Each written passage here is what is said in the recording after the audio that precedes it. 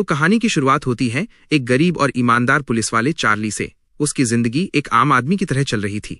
एक दिन एक रेस्टोरेंट में खाना खाने के बाद उसे पता चला कि उसके पास पैसे कम हैं।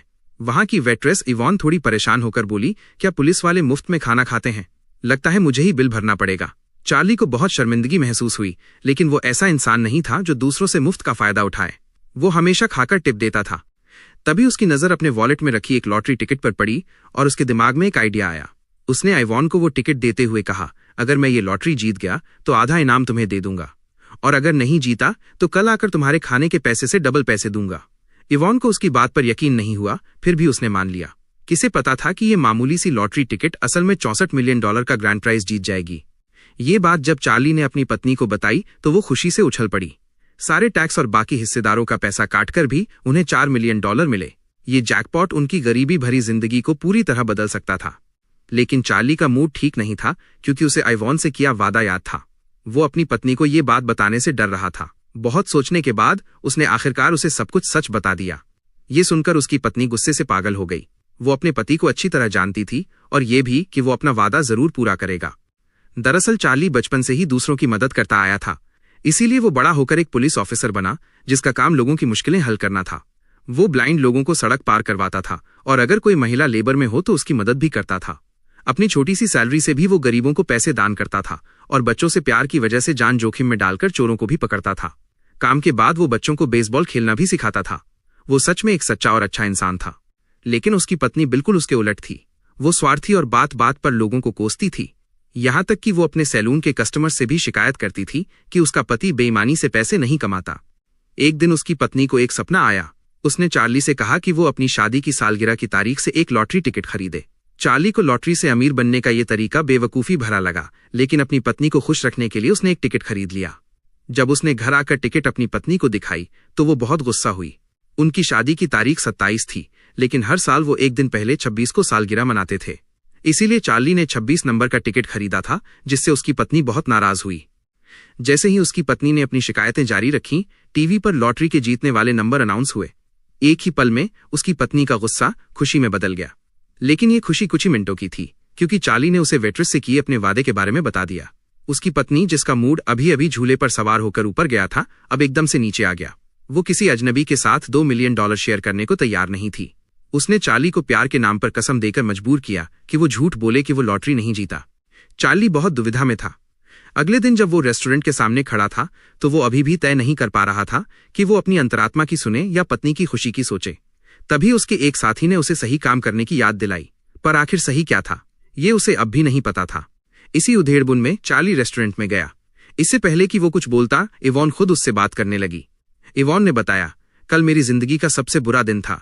इसमें तुम्हारी कोई गलती नहीं थी। मुझे अपना गुस्सा तुम पर नहीं निकालना चाहिए था। उसने बताया कि कॉलेज से ग्रेजुएट होने के बाद वो न्यूयॉर्क गई थी ताकि एक एक्ट्रेस बन सके, लेकिन कई सालों की कोशिशों के बाद भी वो सिर्फ एक वेट्रेस बनकर रह गई।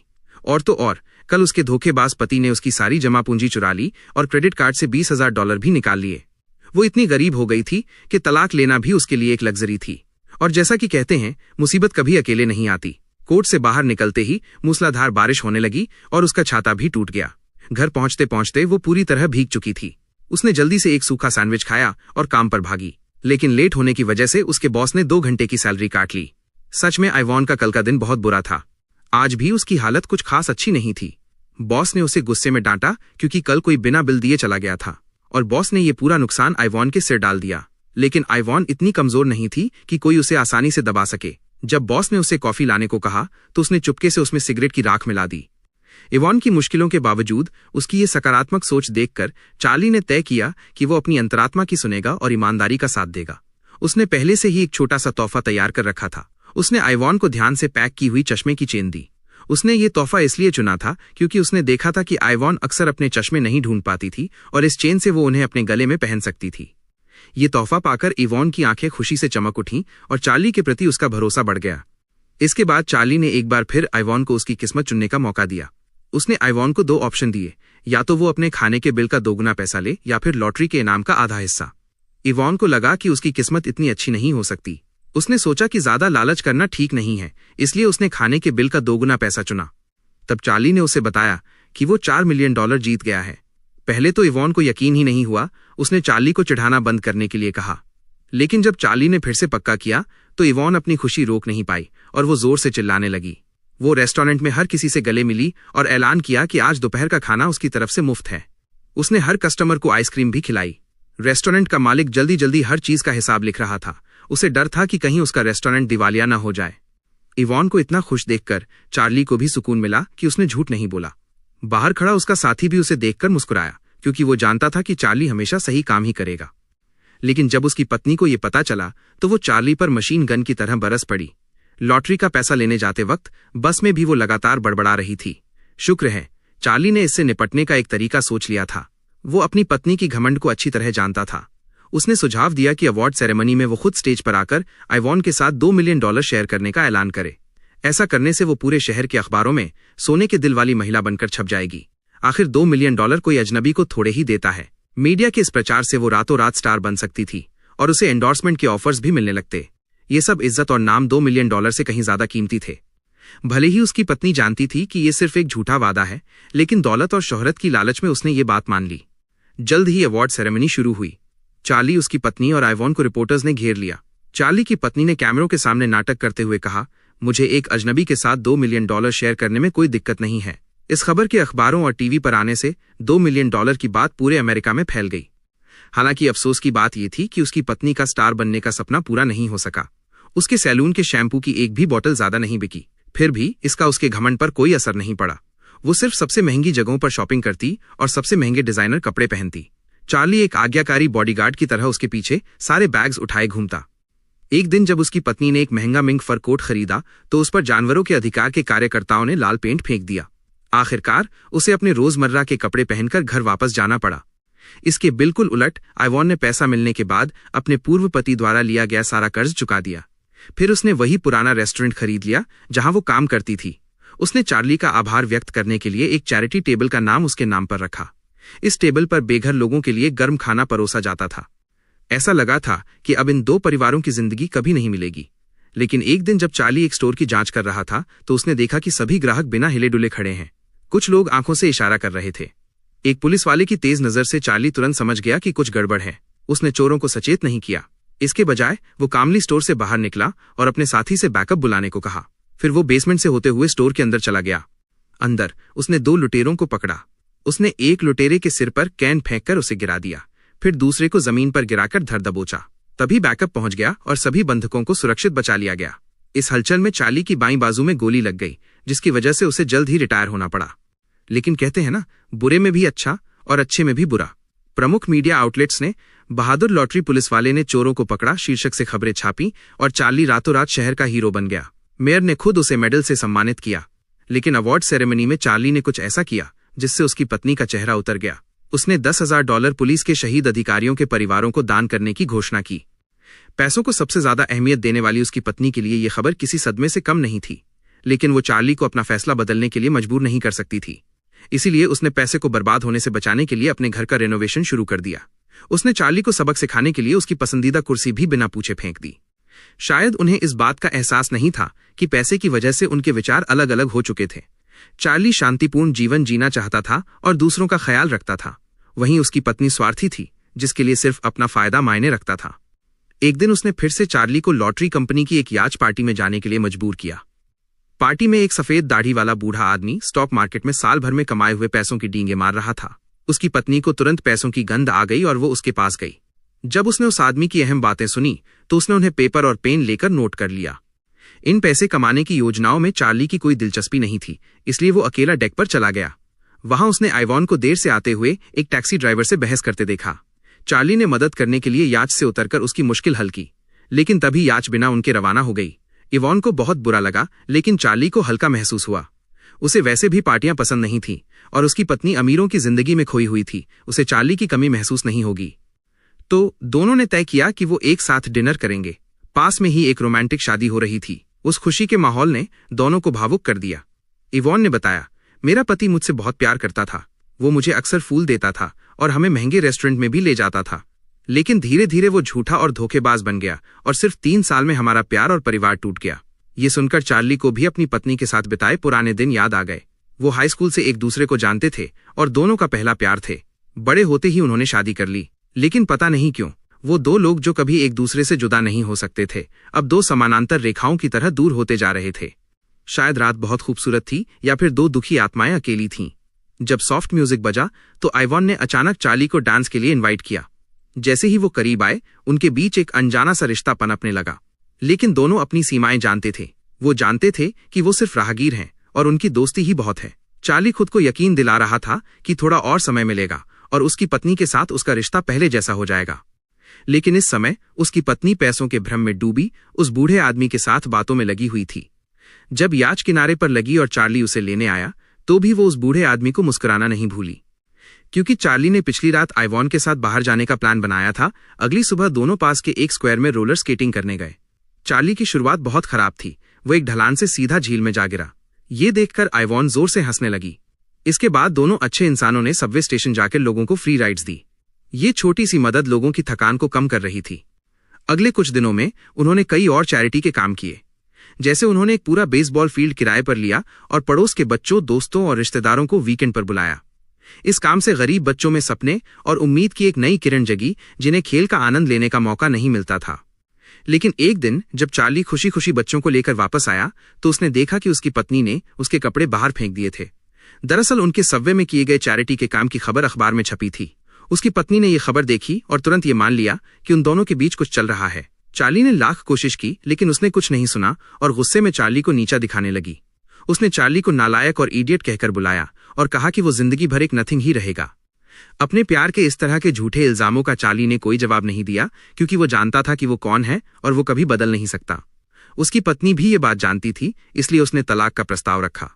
चार्ली इस 10 साल से ज्यादा के रिश्ते को खत्म नहीं करना चाहता था, लेकिन वो किसी ऐसे इंसान को रोक भी नहीं सकता था जो जाना चाहता हो। चार्ली ने शांति से इसे स्वीकार किया, अपने 2 सूटकेस उठाए और उस घर से निकल गया जो अब उसका नहीं था। इसी बीच आइवॉन भी अपने पूर्व पति की वजह से परेशानी में थी। उसे पता चला कि आइवॉन को $2 मिलियन मिले हैं, तो वो बेशर्मी से पैसे मांगने आ गया और $500,000 की मांग की। जब इवॉन नहीं मानी तो वो उसके घर में रहने लगा और जाने से मना कर दिया। कानूनी तौर पर वो अभी भी पति पत्नी थे, इसलिए आइवॉन पुलिस को भी नहीं बुला सकती थी। वो बेबस होकर अपना बैग पैक कर उस परजीवी से भाग निकली। लेकिन किस्मत भी अजीब खेल खेलती है। एक होटल में चेक इन करते वक्त इवॉन को चार्ली मिला, जो वहीं रुकने आया था। दोनों के मन में पहले से ही एक दूसरे के लिए भावनाएं थीं और इस तरह मिलना जैसे किस्मत ने मिलाया हो। उनकी दबी हुई भावनाएं अब और नहीं छुप सकती थीं और उनके बीच एक गहरा प्यार शुरू हो गया। दुर्भाग्य से सिर्फ एक रात की खुशी के बाद अगली सुबह दोनों मीडिया से घिर गए। दरअसल होटल स्टाफ ने उन्हें पहचान लिया था और उनके एक साथ रुकने की खबर फैल गई। क्योंकि दोनों का तलाक अभी नहीं हुआ था तो उन्हें व्यभिचारी प्रेमी कहा जाने लगा। चार्ली की पत्नी ने यह खबर देखी और इस पब्लिक ओपिनियन का फायदा उठाने की सोची। तलाक के समझौते पर हस्ताक्षर करते वक्त उसने पहले सारे इनाम पर अपना हक मांगा। इतने सालों की शादी की वजह से चार्ली आसानी से मान गया, लेकिन उसकी पत्नी का लालच यहीं नहीं रुका।